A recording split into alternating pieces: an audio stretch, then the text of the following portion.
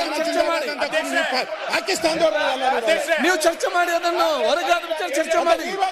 ನಾನು ಇದ್ರ ಒಳಗಡೆ ನನಗೆ ಕೆಲವೊಂದು ನ್ಯಾಷನಲ್ ಫ್ಲಾಗ್ ಅನ್ನು ಒಳಗೆ ತಂದಿದ್ದಾರೆ ಅಂತ ಮಾಹಿತಿ ಬಂದ ಕಾರಣ ನಾನು ಈ ವಿಚಾರ ಹೇಳಿದ್ದೇನೆ ಅಷ್ಟೇ. ಇದರ ಬಗ್ಗೆ ನೀವು ಚರ್ಚೆ ಮಾಡಿ.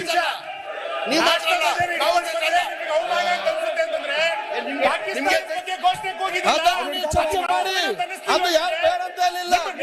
ಅದನ್ನು ನೀವು ಚರ್ಚೆ ಮಾಡಿ.